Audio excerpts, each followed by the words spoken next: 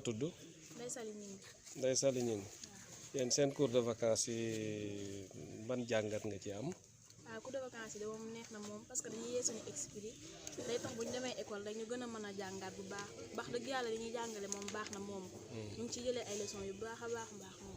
mais li ma gis moom mooy seen moroom yi ñu bëri nekkuñu ci kii ba ñëwuñu parce que da ngay dem ay salles yoo xam ne da nga fay fekk ay 10 élèves ay 15 élèves loolu xanaa moom mooy ñoom dañoo nanguwut a def cours wala.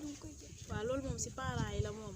parce que parent bu nekk war naa bu école tëjee nga jël 1000 francs sa jox sa doom mu dem jàngi parce que fii matière yëpp la ñuy jàng su ma sañoon nag parents yi nañ jox seen doom yi ñoo jàng si.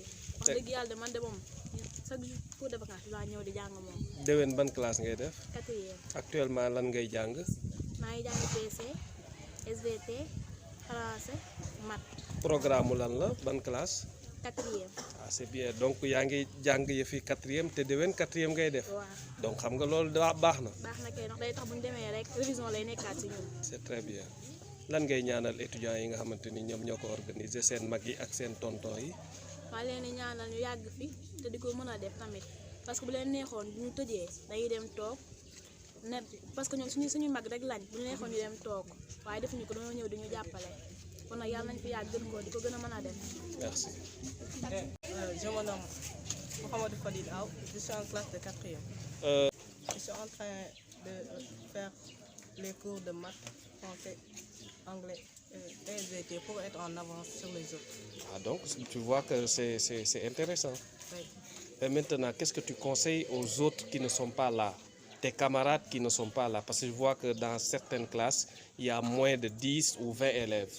Qu'est-ce que tu les conseilles? Et surtout les parents. Les parents, je les conseille d'amener leur fils ici pour qu'ils fassent les cours de vacances. Ah. Tu te présentes? Bonjour, Bambé Thierry, je suis Pam Faye. Je suis élève en classe de 4e. Merveilleux. Ouais. Maintenant, quel est ton mot par rapport à à vos oncles, à vos grands frères qui sont là pour vous dispenser ces cours-là? Je les remercie comme tout le monde, hein, parce que c'est pas facile de laisser toutes ces préoccupations et venir ici pour faire les cours. C'est pas du tout facile. Mais eux, ils viennent comme étant des bénévoles. Et c'est pas une chose facile. Ils sacrifient leur sommeil, hein, pour venir ici de 4 heures de temps, du lundi jusqu'au vendredi. Et je les remercie. Je m'appelle Fatou Ndaw, j'habite le quartier Léona Nord. Je viens d'ici à l'école d'Irifa pour étudier et faire des cours de vacances. Si c'est yàlla nañ ko yàlla defal ndax mënoon nañoo toog bañ na duñ ñëw di ñu jàngal yàq seen liggéey ñëw fii di ñu jàngal xam nga ni loolu perte de temps la par rapport à ça franchement parler on vous remercie vraiment. Merci. Grand, donc est-ce que vous pouvez vous présenter d'abord? C'est Omar Mbodj, professeur d'anglais au lycée de Bambey. Aujourd'hui, vous avez sacrifié pratiquement tout votre temps, pour se mettre au service de la citoyenneté, mais aussi de ses enfants. Quelle est votre impression? Quel est votre sentiment? C'est juste que nous faisons notre devoir. C'est des cours auxquels nous avons toujours pris part, des cours que nous avons initiés et auxquels nous avons toujours pris part. Nous continuons Inch'Allah à y prendre part. Donc pour nous, ce n'est pas une action que nous avons fait pour quoi que ce soit, c'est juste en quelque sorte prendre la bonne. Nous avons été élèves, et nous avons été aidés quelque part, même si ce n'est pas dans des cours de vacances, tout le monde a été aidé quelque part. Donc c'est juste prendre la monnaie, aider nos petits frères, sœurs, nos cousins et nos cousines à préparer la scolaire. Maintenant, quel est le conseil que vous pouvez donner quand même à ces parents d'élèves? Parce que je vois quand même une faible participation des élèves. Peut-être c'est du côté des parents, peut-être c'est du côté des élèves, je ne sais même pas. Mais quel est quand même ce que vous pouvez les... Voilà, c'est une participation faible cette année, ce que nous avons remarqué. Et lors de notre rencontre même, on a eu à pencher sur la question. Donc on prévoit même de nous rencontrer après les cours de vacances pour voir comment remédier à tout cela. Parce que vous n'êtes pas sans savoir, en tant que membre fondateur d'ailleurs, je le précise, que ces cours de vacances ont connu des moments de gloire. Mais aujourd'hui, ce qu'on a remarqué, c'est qu'il y a une faible participation. Maintenant, peut-être que les raisons sont multiples, et peut-être c'est du côté des parents, du côté des élèves, du côté aussi de l'organisation. Donc c'est à nous de voir comment maintenant trouver des solutions à tout cela pour une participation massive. À mon niveau, je lance un appel donc, aux parents à faire inscrire les enfants, aux enseignants aussi, de venir prendre part à ces cours de vacances, aux étudiants aussi de venir massivement prendre part à ces cours de vacances. Parce que comme je l'ai dit tantôt, c'est tout simplement aider nos jeunes frères, les sœurs, cousins et cousines à mieux préparer l'année. Donc c'est Bambey qui gagne, donc tout le monde doit y participer. ci wolof nan nga ñuy résumer les mbir yi nga xamante ni moom ngeen nekk di def.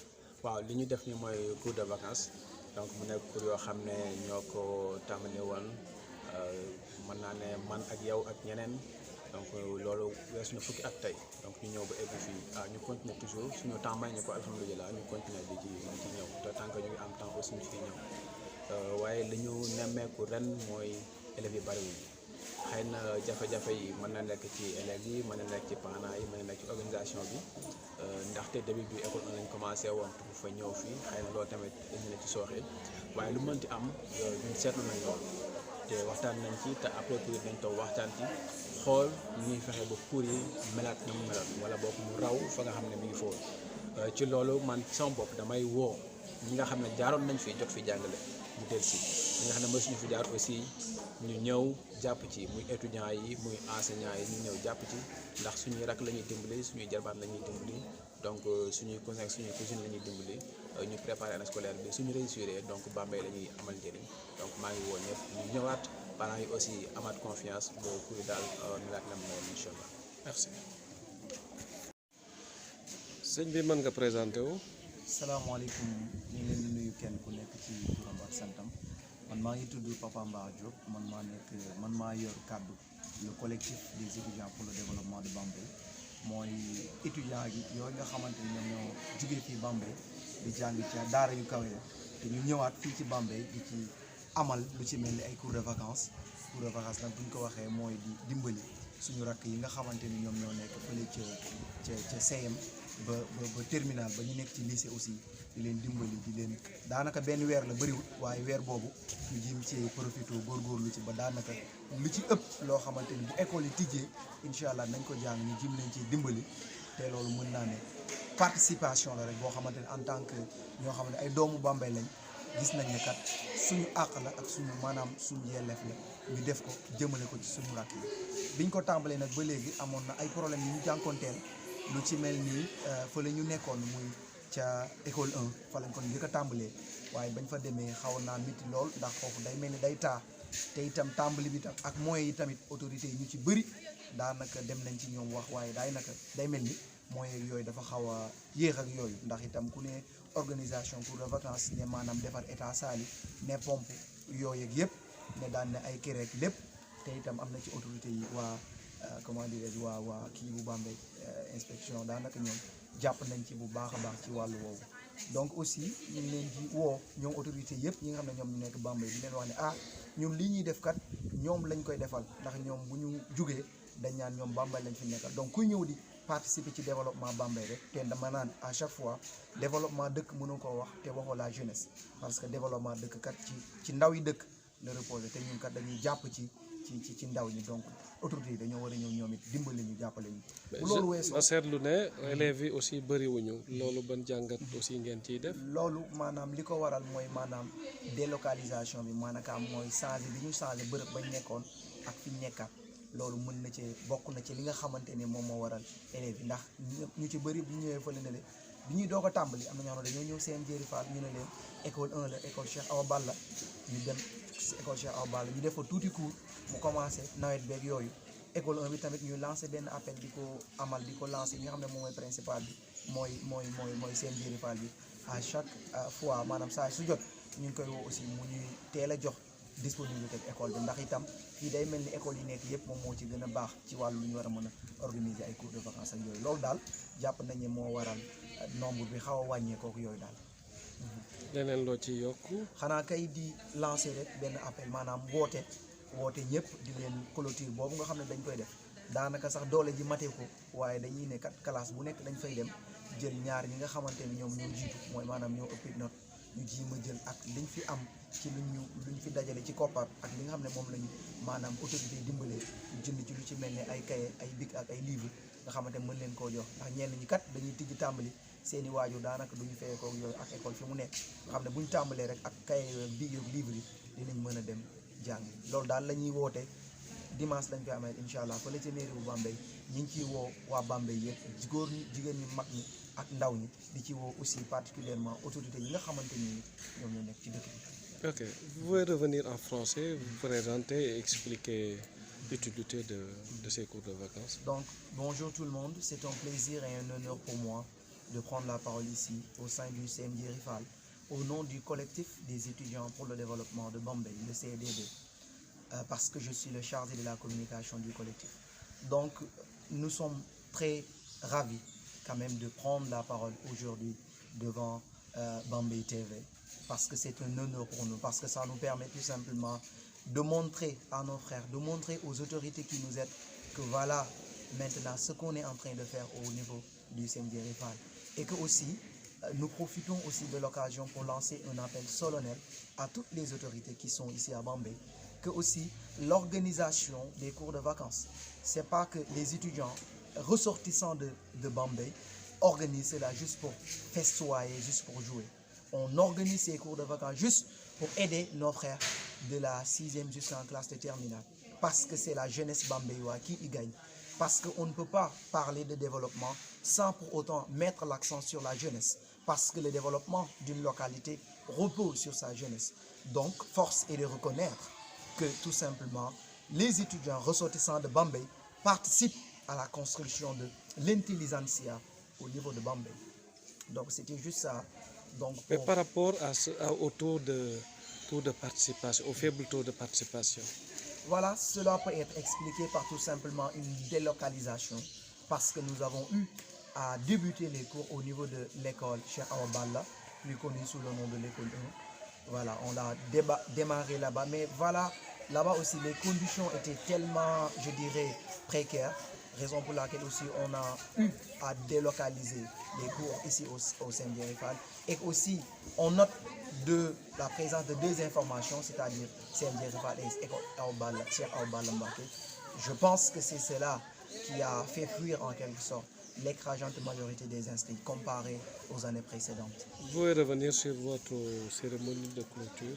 Voilà, juste aussi lancer un appel solennel à tous les Bambéois, à toutes les autorités bambéoises, que à propos de notre journée de clôture, que l'on organisera ce dimanche, Inch'Allah, au niveau de notre mairie, Inch'Allah. Donc votre présence est vivement saluée, et plus particulièrement des autorités aussi, parce qu'on aura à primer tout simplement les meilleurs, parce que dans sa classe de la 6e jusqu'en classe de terminale, on aura à prendre les deux premiers, les deux meilleurs, et on va les donner des cahiers, des bics et des livres, Inch'Allah.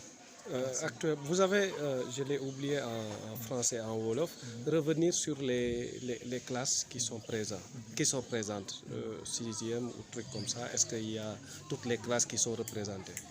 Voilà, on va dire qu'il y a toutes les classes qui sont là, mais c'est juste du point de vue nombre qu'il y a une différence. Parce que si on prend la 4e, il y a pléthorique d'élèves là-bas. Alors que si on prend les classes comme la seconde, comme la première des fois, même la terminale S, c'est pas aussi bien représenté aussi en nombre, et aussi la terminale L aussi, comparé aussi à des années. Et cela s'explique tout simplement, comme je l'ai dit tantôt, sur, je ne sais pas comment dirais-je encore, les informations que l'on a données 2 fois, aussi, et aussi la délocalisation.